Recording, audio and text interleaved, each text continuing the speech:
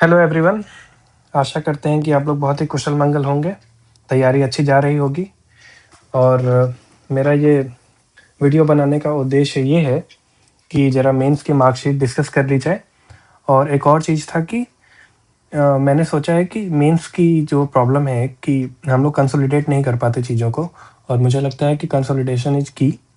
सो मेरा प्लान ये है कि जो भी करंट अफेयर की चीज़ें हैं, कुछ मतलब जो मेंस के हिसाब से इम्पोर्टेंट है, 10 मिनट के वीडियो बनाऊँगा, जिससे हम लोग ये समझ पाएंगे कि कैसे किसी भी टॉपिक को मेंस के हिसाब से कंसोलिडेट करना है और एक आंसर राइटिंग फॉर्मेट में उसे 10 मिनट या 15 मिनट के अंदर वो पूरे टॉपिक को कंसोलिडेट कर लेंगे।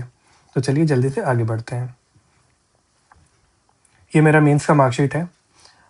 इसमें अगर आप देखेंगे तो आप पाएंगे कि एसए में काफ़ी ज़्यादा ब्लंडर किए हुए हैं, 87 मार्क्स, जो कि बहुत बेकार है। GS1 में सही नंबर है। अगेन GS2 में 120 एवरेज होता है, उतना लाना भी चाहिए। तो GS2 थोड़ा वीक है, जिस पे मैं काम भी कर रहे हैं अभी अपना। GS3 ठीक ठाक है, 91 मार्क्स GS3 में सही माना जाता है। GS4 में again average number, and optional में 266 मार्क्स है, जो कि ओवरऑल तो अच्छा है, but given the fact that मेरा इलेक्ट्रिकल इंजीनियरिंग है तो उसके हिसाब से पेपर 2 में थोड़ा और अच्छा होना चाहिए था। तो 300 टारगेट कर सकते हैं हम लोग। और इंटरव्यू अगेन, जिसकी वजह से हम लिस्ट से बाहर हो गए हैं, इंटरव्यू में 146 मार्क्स, जो कि बहुत बेकार नंबर है। तो अगेन इंटरव्यू पे काम करना है, तो मुझे काफ़ी चीज़ों पे काम करना है, तो धीरे धीरे काम चल रहा है वो। और अब आते हैं हम लोग आज के टॉपिक पे। तो आज हम ट्रिब्यूनल रिफॉर्म से शुरू करने वाले हैं। अभी रिसेंटली एक खबर आई थी कि सुप्रीम कोर्ट ने ट्रिब्यूनल रिफॉर्म जो 2021 का था, सरकार लाई थी, उसे इन्होंने अनकॉन्स्टिट्यूशनल डिक्लेयर कर दिया है। तो काफ़ी बेसिक से स्टार्ट करते हैं कि ट्रिब्यूनल होते क्या हैं। तो ट्रिब्यूनल जो है वो एक क्वासी जुडिशियल बॉडी होती है, जिनके पास सारी वो अथॉरिटी तो नहीं है जो कि नॉर्मल हाई कोर्ट और सुप्रीम कोर्ट के पास होती है। फॉर एग्जांपल रिट ज्यूरिसडिक्शन, जो कि हमारे आर्टिकल 32 के अंदर आता है, या फिर जो आर्टिकल 141 के अंदर सुप्रीम कोर्ट को काफ़ी ज़्यादा पावर दी गई है, या 142 के अंदर जो पावर दी गई है, वो सारी पावर तो नहीं है, बट इन्हें स्पेशल काम के लिए ही बनाया गया है। फॉर एग्जाम्पल NCLT हो गया, या फिर NGT हो गया, या फिर इनकम टैक्स अपीलेट ट्रिब्यूनल हो गया। तो ये लोग क्या है, काफ़ी स्पेशलाइज फील्ड में काम करते हैं। इनके मेंबर्स भी काफ़ी ज़्यादा स्पेशलाइज होते हैं, मतलब उस फील्ड में ये काफ़ी एक्सपर्ट होते हैं। क्यों लाया गया इन्हें? तो दूसरा सवाल है क्यों लाया गया। तो इसलिए लाया गया क्योंकि पहली बात ये कि जुडिशियल पेंडेंसी बहुत ज़्यादा होती है, तो उसका बर्डन थोड़ा इन लोगों का normal supreme court high court का बर्डन कम हो जाएगा। ठीक है। दूसरी बात यह है कि जो नॉर्मल हमारे जज होते हैं वो स्पेशलाइज्ड नहीं होते किसी एक फील्ड में। तो हमारा जैसे इन्वायरमेंट की प्रॉब्लम है या फिर इनकम टैक्स की प्रॉब्लम है, तो उसके लिए एक्सपर्ट लोग होते हैं जो कि उस फील्ड में काफ़ी जानकार हैं, तो वो लोग काफ़ी आसानी से इस काम को हैंडल कर सकते हैं। और दूसरा ये है कि स्पीडी जस्टिस मिल जाए लोगों को, जो कि हमारा बहुत इंपॉर्टेंट है। हिस्ट्री क्या है, तो इसे हम लोग ट्रिब्यूनल का जो फॉर्मेशन हुआ था वो कॉन्स्टिट्यूशन में 42nd अमेंडमेंट 1976 के आसपास हुआ था, जो कि आर्टिकल 14A ऐड किया गया था, जिसके अंदर आर्टिकल 323A और 323B ऐड हुआ था। ये जो था वो एडमिनिस्ट्रेटिव ट्रिब्यूनल के लिए था, ये जो था वो अदर ट्रिब्यूनल के लिए था। इन दोनों को ऐड किया गया था, इसलिए लाया गया था क्योंकि अगर हमें याद हो कि 1975 के आसपास इमरजेंसी चल रही थी, और वहाँ पे सुप्रीम कोर्ट ने इंदिरा गांधी का जो कॉन्स्टिट्यूशन को इलीगल डिक्लेयर कर दिया था करप्ट प्रैक्टिसेज के अंदर, जो कि RPA के अंदर आता है, वो एक अलग टॉपिक है। तो उस टाइम पे टसल चल रहा था एग्जीक्यूटिव और जुडिशरी के बीच में। तो उस टसल को सॉर्ट करने के लिए सेंट्रल गवर्नमेंट ने सोचा कि एक ट्रिब्यूनल लाते हैं जो कि बाईपास करेगा हाई कोर्ट की पावर्स को। और सॉरी, हाई कोर्ट ने, इलाहाबाद हाई कोर्ट ने उसे इलीगल डिक्लेयर किया था, नॉट सुप्रीम कोर्ट ने। तो इन्होंने हाई कोर्ट को बाईपास करने के लिए एक ट्रिब्यूनल की व्यवस्था लाई थी कि जस्ट इससे क्या है कि उनका थोड़ा काम आसान हो जाएगा। किसका? सेंट्रल गवर्नमेंट का। ठीक है। अच्छा, अब इवोल्यूशन थ्रू जजमेंट कैसे हुआ ये हम कुछ देर बाद देखने वाले हैं अभी, और ये जो दो टॉपिक हैं ये भी देखने वाले हैं। तो कुल मिला के हमारा एक बेसिक क्लियर हुआ कि अच्छा ट्रिब्यूनल क्यों लाया गया था, ट्रिब्यूनल क्या होते हैं, क्यों अभी न्यूज में है, हिस्ट्री क्या था, इनका बैकग्राउंड क्या था। इंट्रो और कंक्लूजन भी हमें प्रिपेयर करना है।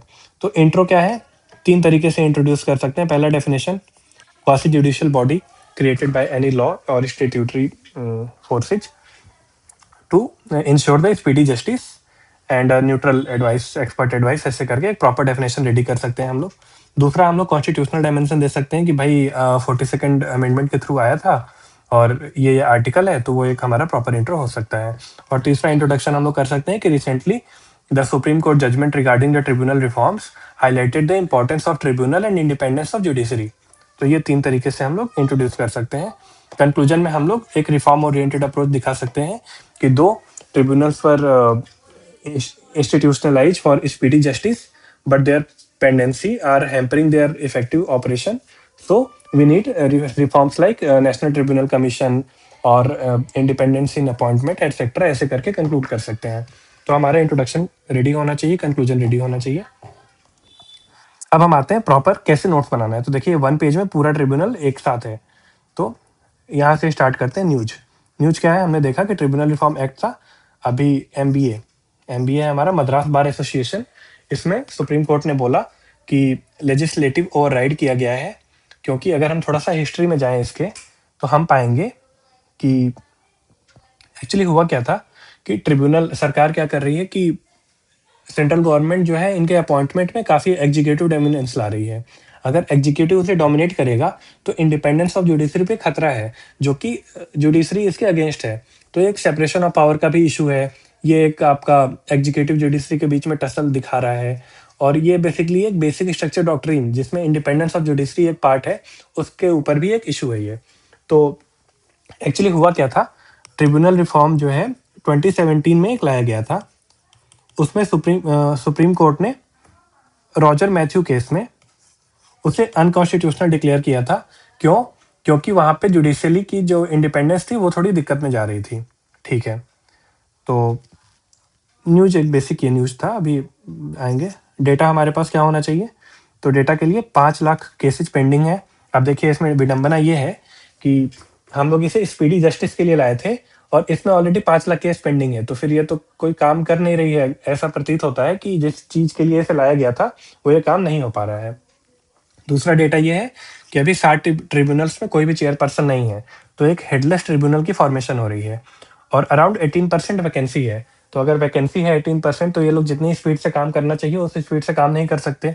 ठीक है, कुछ कीवर्ड्स हैं जो हमें याद रखने हैं और आंसर में डालने हैं, कॉन्शियसली डालना है। मतलब कि हमें ध्यान होना चाहिए कि अच्छा ट्रिब्यूनल पे क्वेश्चन आएगा तो 3-4 कीवर्ड डालना है। For example judicial impact assessment हुआ। अगर वे फॉरवर्ड के टाइम पे हम जुडिशियल इम्पैक्ट असेसमेंट लिख सकते हैं। Money bill route, central government इसे यूज करती है बाईपास करने के लिए। तो जैसे कि ट्रिब्यूनल रिफॉर्म 2017 था, उसको इन्होंने मनी बिल रूट के थ्रू पास कर दिया था, जिससे स्क्रूटिनी नहीं हो पाई। मनी बिल के बारे में अगर किसी को डाउट होगा तो लक्ष्मीकांत में खोल के मनी बिल पढ़ लीजिए। फिर रिटायरमेंट होम कल्चर, ये है कि इसमें क्या करते हैं ये लोग कि ब्यूरोक्रेट्स हो गए या फिर सीनियर जजेज हो गए, ये लोग को रिटायरमेंट के बाद ट्रिब्यूनल के मेंबर बना देते हैं। तो इससे दिक्कत ये है कि जो इंडिपेंडेंस होती है ट्रिब्यूनल की वो नहीं हो पाती है। और हम लोगों को ये पता होना चाहिए कि बिगेस्ट लिटिगेंट जो है ट्रिब्यूनल के पास वो सेंट्रल गवर्नमेंट ही है। तो अगर सेंट्रल गवर्नमेंट बिगेस्ट लिटिगेंट है और वही उनके मेंबर को अपॉइंट करेगा, तो फिर यहाँ पे तो कॉन्फ्लिक्ट ऑफ इंटरेस्ट की संभावना हो रही है ना। तो एक ये दिक्कत हो गई। एक स्ट्रॉन्ग इंस्टीट्यूशन, ये हमारा ऐसा कीवर्ड है जो हर जगह हम लोग यूज कर सकते हैं किसी भी बॉडी में। एक किताब आई थी कि why nations fail by Derick and Robinson. तो उस किताब में बोला गया था कि nations fail because of the weak and extractive institution.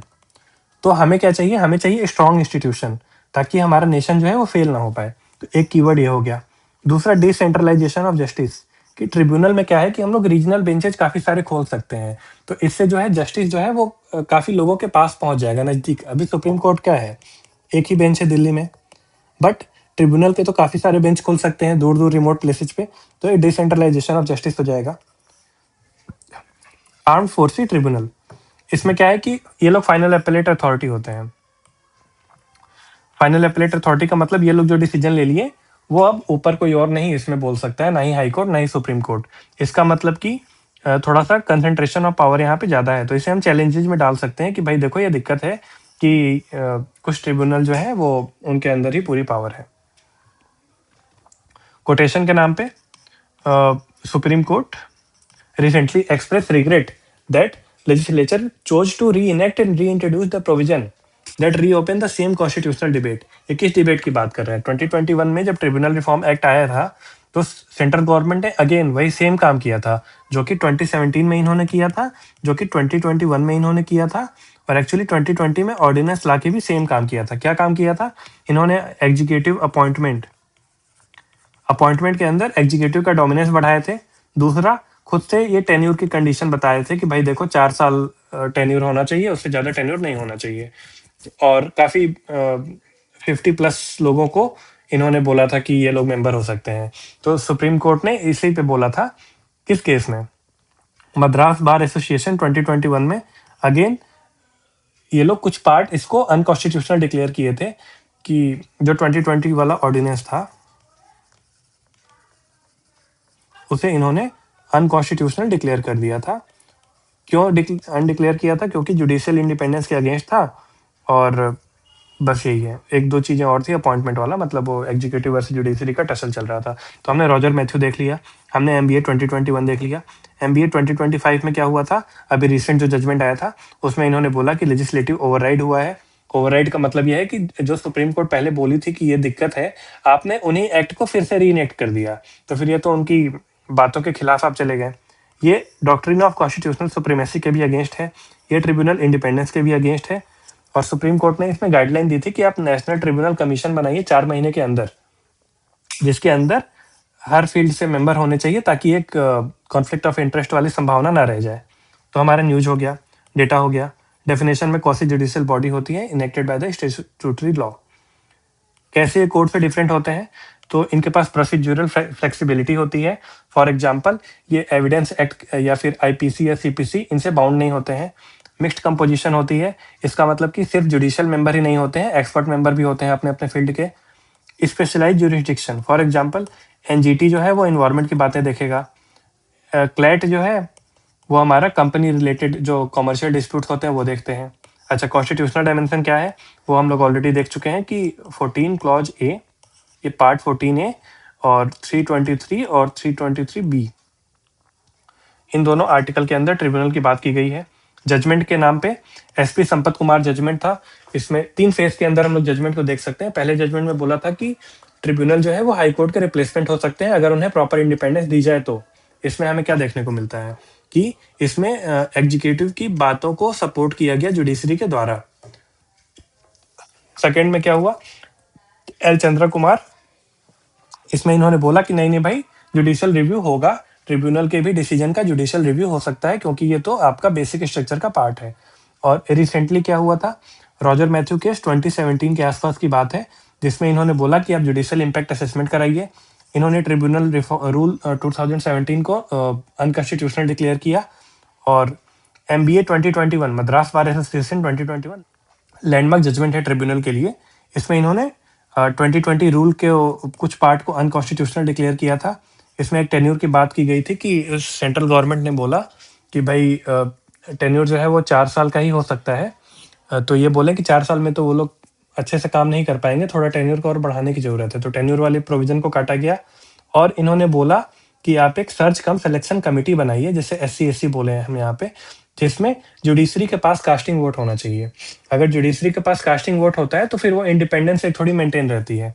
और एनजेक में भी ये इशू हुआ था इंडिपेंडेंस ऑफ जुडिशरी का। तो हम लोग ये सर्च कम सिलेक्शन कमेटी वाले को एनजेक में वे फॉरवर्ड के रूप में डाल सकते हैं। अच्छा, अब चैलेंजेस क्या हैं ट्रिब्यूनल में? तो ऑलरेडी हम लोग काफ़ी सारे चैलेंज देख चुके हैं। पहला कि अपॉइंटमेंट में इनके दिक्कत हो रही है क्योंकि एग्जीक्यूटिव अपॉइंट कर रहा है।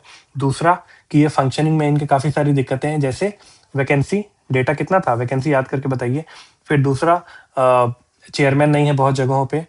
तीसरा कि ये अपनी पेरेंट मिनिस्ट्री के ऊपर डिपेंडेंट होते हैं बजट के लिए। तो अगर आप पेरेंट मिनिस्ट्री के ऊपर डिपेंडेंट है और पेरेंट मिनिस्ट्री तो सेंट्रल गवर्नमेंट का पार्ट है, तो फिर अगेन वो इंडिपेंडेंस वाली एक दिक्कत आ जा रही है। फिर तीसरा और क्या है प्रॉब्लम हो सकती है? गवर्नमेंट जो है वो बिगेस्ट लिटिगेंट है, तो अगेन यहाँ पे कॉन्फ्लिक्ट ऑफ इंटरेस्ट आ रहा है। प्रोसीजरल इनकंसिस्टेंसी, इसका मतलब कि अलग अलग ट्रिब्यूनल, क्योंकि ये लोग किसी लॉ से बद्ध नहीं है, तो सब लोग अपने अपने हिसाब से ओपिनियन दे रहे हैं। तो इसमें क्या है, कभी कभी कन्फ्लिक्ट हो जाते हैं। और ज्यूरिसडिक्शनल कन्फ्लिक्ट कि भाई हाई कोर्ट देखेगा ये मामला कि ये एनजीटी देखेगा मामला। अब इन लोग का अब क्या होता है कभी कभी कि एनजीटी कोई ऑर्डर दी, हाई कोर्ट में उसका रिव्यू हो गया, तो वो ऑर्डर इनका निगेट हो गया। तो द वेरी पर्पज जिसके लिए ट्रिब्यूनल को लाया गया था वही हमारा खतरे में पड़ गया है। तो ये एक दिक्कत आ रही है। फिर वे फॉरवर्ड क्या होगा? वे फॉरवर्ड में आप बोल सकते हैं कि NTC, national tribunal commission, retirement home culture को बंद किया जाए, स्पेशल बेंच लगाइए ताकि स्पीडी जस्टिस हो पाए। सुप्रीम कोर्ट गाइडलाइन में क्या बोला था? सर्च कम सिलेक्शन कमेटी की बात हुआ था। फिर आप बोले थे कि टेन्यूर जो है वो थोड़ा बढ़ाना पड़ेगा, ठीक है। और ओवरऑल ट्रिब्यूनल का एक डायग्राम हम लोग बना सकते हैं इंट्रोडक्शन के बाद। For example administrative tribunal article 323A, other tribunal जो कि 323B, तो एनजीटी हो गया, फॉरेनर ट्रिब्यूनल हो गया, आर्म फोर्सेस ट्रिब्यूनल हो गया, नेशनल कंपनी लॉ ट्रिब्यूनल हो गया। तो एडमिनिस्ट्रेटिव ट्रिब्यूनल जो है इसमें 3 प्रकार के होते हैं। कैट में आपका सेंटर एडमिनिस्ट्रेटिव ट्रिब्यूनल, ये स्टेट का हो जाता है, और एक जॉइंट ट्रिब्यूनल होता है। ये तीनों जो है वो एडमिनिस्ट्रेटिव ट्रिब्यूनल एक्ट 1985 के थ्रू आया था। तो ये एक ब्लॉक डायग्राम छोटा सा बना सकते हैं हम लोग इंट्रोडक्शन के बाद, ठीक है। पीवाईक्यू क्या आए थे इस पे? मेंस की बात हो रही है। मेंस में आपका अभी रिसेंटली 2025 में ये क्वेश्चन पूछा था कि ट्रिब्यूनल रिफॉर्म एक्ट जो है उसका क्या फीचर था और सुप्रीम कोर्ट उसे निगेट की है, तो क्या दिक्कत है उसमें। और कैट के बारे में एक क्वेश्चन पूछा था, और tribunal cartel jurisdiction of ordinary court. तो अगर किसी को ये टॉपिक अच्छे से समझ में आया है तो मेंस के आंसर लिखने की कोशिश करिए। मुझे लगता है कि ये एक बेसिक फ्रेमवर्क है जिससे हम लोग पूरा सोच सकते हैं और ये कंसोलिडेट कर सकते हैं। इतने में ट्रिब्यूनल डिस्कस हो गया पूरा हमारा। तो यही टॉपिक था। धन्यवाद इतने लंबे समय तक अगर आप बने हुए हैं तो।